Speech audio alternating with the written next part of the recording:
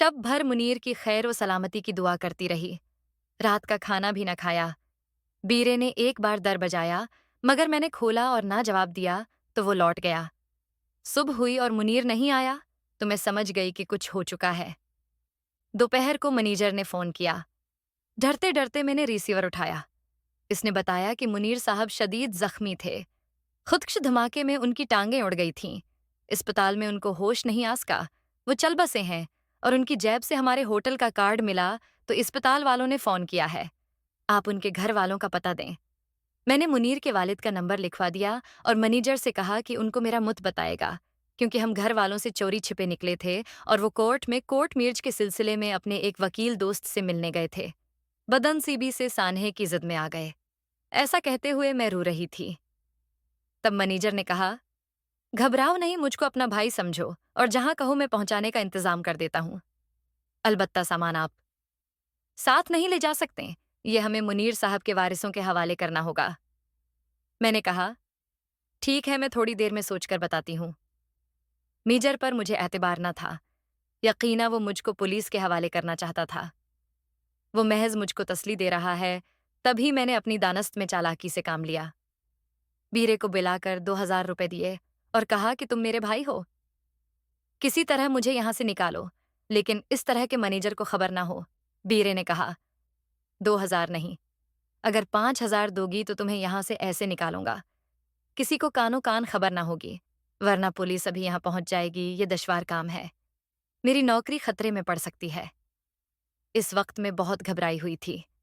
घर वालों से खौफजदा थी कि कुछ न सोचा, ऊपर से पुलिस का डर था कि मैनेजर जरूर कोई ऐसी कार्रवाई करने में लगा है कि चंद लम्हों बाद में गिरफ्त में आ जाऊंगी। हालांकि बम धमाके में जहां बहक होना मुनीर के लिए तो एक हादसाती सानहा था, मगर मेरा उसके साथ घर से भाग आना जर्म ही गर्दाना जाता। बस मैंने 5000 बीरे को दिए और उसने मुझको होटल से बाहर जाने का दूसरा रास्ता दिखा दिया। जब मैं पहली सीढ़ी से बाहर आई तो किसी ने नहीं देखा। वहां टैक्सी खड़ी थी। बीरे ने मुझको इसमें बैठ जाने का इशारा करके कहा कि ये तुमको मेरे घर ले जाएगी। वहां जाकर आराम से बैठ जाना और मैं ड्यूटी खत्म करके आ जाऊंगा। फिर तुम जहां कहोगी तुमको पहुंचा दूंगा। मुनीर का सामान मैंने होटल में रहने दिया था। सिर्फ अपना बैग जिसमें मेरे कपड़े, नकदी और कुछ जेवरात थे, साथ लिया। टैक्सी ड्राइवर ने मुझे बीरे के घर के दरवाजे पर उतारा, शायद वो उसको जानता था। बीरे का नाम इफ्तिखार था और ये ठीक आदमी नहीं था। होटल में जो मर्द अय्याशी के लिए आकर ठहरते थे, ये उनको गलत किस्म की तफरीक मुहैया करने का जरिया था, लिहाजा उसका राबिता इस बाजार से भी रहता था। इफ्तिखार रात को आ गया। उसके घर में ख्वातीन नहीं थीं, अकेला ही रहता था। आते ही उसने एक औरत को फ़ोन किया। थोड़ी देर में वो औरत आई।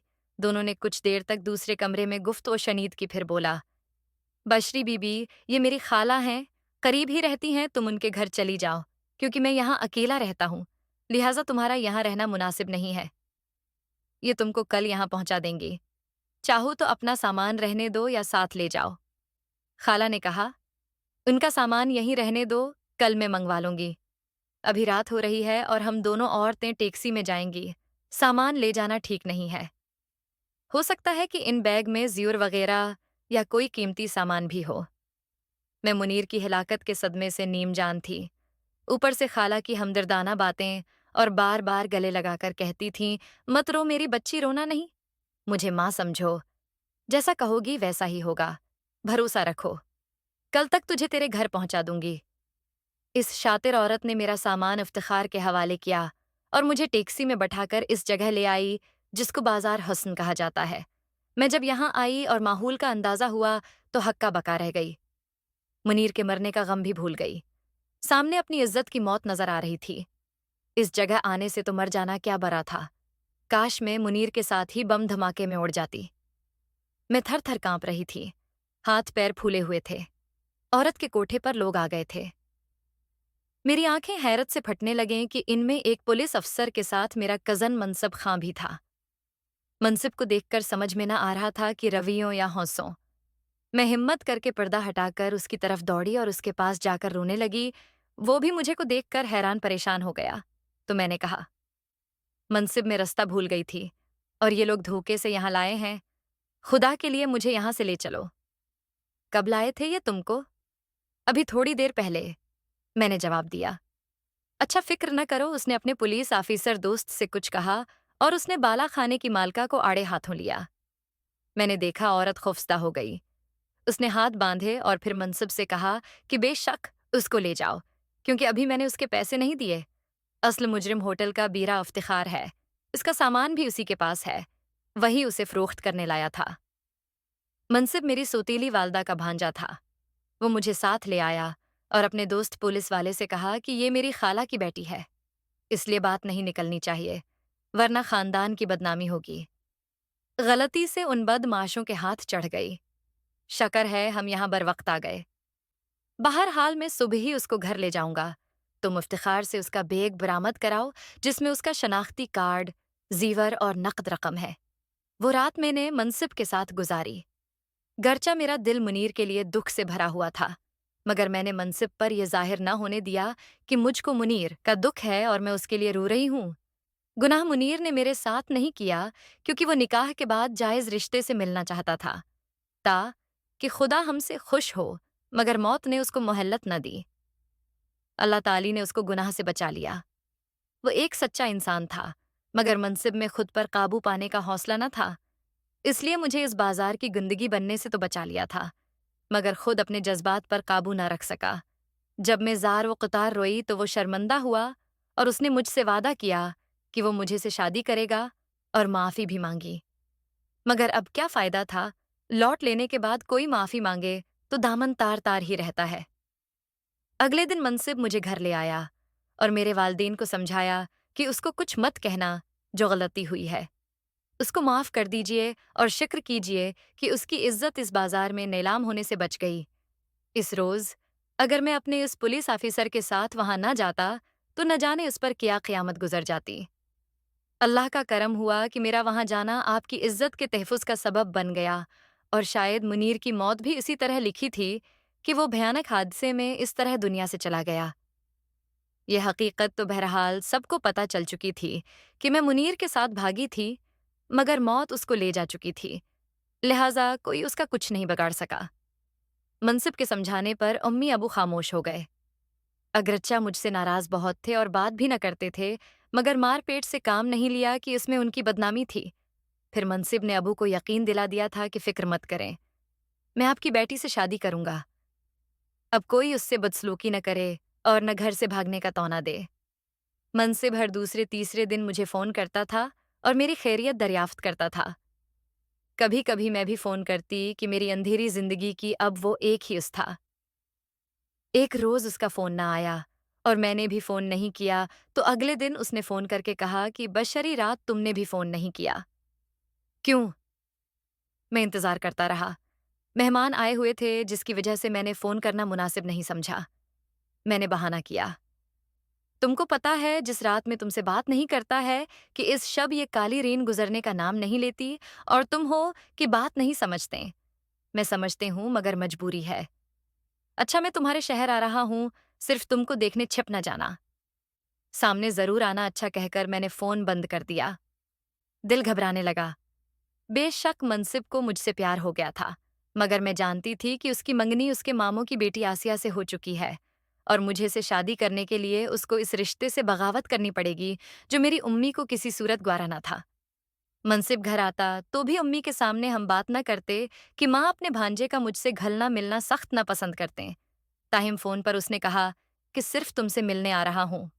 وہ یہاں اپنے گھر والوں سے ملنے آ رہا تھا، پھر اس نے مجھ سے ملنے آنا تھا، مگر گھر پر بات نہیں ہو سکتی تھی، لہٰذا اس نے یہاں آ کر فون کیا کہ پھر تم فرح کے گھر آ جاؤ، وہاں بات کر لیتے ہیں۔ فرح اس کے چچا کی بیٹی تھی اور ان کا گھر قریب ہی تھا۔ مجبوراً میں نے امی سے کہا کہ فرح بیمار ہے، کیا میں پوچھنے چلی جاؤں؟ وہ بولیں ہرگز نہیں، شام ہونے والی ہے، یہ کون سا وقت ہے؟ فرح کے ہاں جانے کا تمہارے ابا ناراض ہوں گے۔ میری بہن نے طرفداری کی، امی جانے دو نہ بھیا چھوڑائے گا۔ ہرگز نہیں، آج کل جوان لڑکی کو بھیجنے کا زمانہ نہیں، لوگ پہلے ہی کیا کم باتیں بناتے ہیں۔ اتنے میں فرح کے گھر سے اس کا چھوٹا بھائی آ گیا کہ فرح باجی کو اسپتال لے جا رہے ہیں۔ تب امی کا دل پسیجا، بولیں تم لوگ گھر پر رہو، میں خود جاتی ہوں وہاں۔ اسی دم وہ فرش کے گھر چلی گئیں۔ ان کے جانے کی دیر تھی کہ منصب گھر آ گیا۔ دراصل اس نے فرح کے بھائی کو بھیجا تھا، امی گھر پر نہ تھیں، اب ہم بات کر سکتے تھے۔ تب اس نے کہا بشری، تم ماں کو راضی کر لو کیونکہ تمہیں پتا ہے کہ میری ماں آسیہ کے علاوہ کسی کو بہو نہ بنائیں گی، وہ زد کی پکی ہیں۔ یہ ناممکن ہے، تمہاری خالہ میری سگی ماں نہیں ہے، تم جانتے ہو تم ان کو راضی کر سکتے ہو تو کوشش کر کے دیکھو۔ میں ان کے سامنے زبان نہیں کھول سکتی۔ اچھا بتاؤ، اگر ہماری شادی پر کوئی راضی نہ ہو تو کیا تم مجھ سے کورٹ میرج کر لو گی؟ اس کی بات سن کر مجھ کو ٹھنڈا پسینہ آ گیا۔ کیا کہہ رہے ہو؟ منصب ایک بار پہلے بھی میں اس راہ گزر چکی ہوں اور رستہ بھول چکی ہوں۔ تم نہ ملتے تو تباہی میرا مقدر تھی، لیکن اس بار ایسا نہ ہوگا۔ میں جو تمہارے ساتھ ہوں۔ تم خود اپنے اور میرے گھر والوں سے بات کرو گے منصب، میں کسی سے کچھ نہیں کہوں گی۔ کوشش تو کرو، اس نے کہا۔ آگے مقدر کی بات ہے، لیکن کوشش کرنے میں حرج ہی کیا ہے؟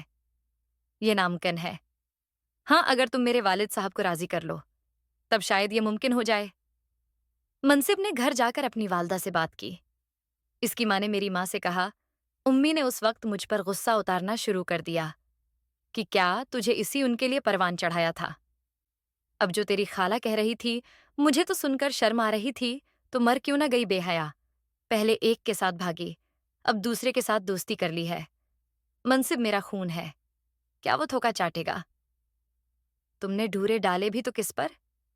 میرے بھائی کی بیٹی آسیہ کے حق پر ڈاکی ڈالنے جا رہی ہے بے غیرت۔ تو نے ہمیں ڈس لیا ہے، ہم تو برباد ہو گئے ہیں۔ اگلے دن خالہ آ گئے، بولے میرا بیٹا کہہ رہا ہے کہ بشری کے سوا کسی سے شادی نہ کرے گا، جان دے دے گا۔ کیسی بے حیا ہے تمہاری لڑکی کہ میرا بیٹا اپنے منہ سے نام لے رہا ہے۔ میں رونے لگی، امی ان کی باتیں مت سنیں، ان کا بیٹا خود میرے پاس آیا تھا، میں نہیں گئی تھی ان کے بیٹے کے پاس۔ بکواس بند کر بے حیا، کچھ شرم کر لڑکے ایسی لڑکیوں سے شادی نہیں کرتے جو گھر سے بھاگ چکی ہوں۔ اس نے تم سے شادی کر بھی لی تو کچھ دن بعد چھوڑ دے گا، وہ ہمارا خون ہے۔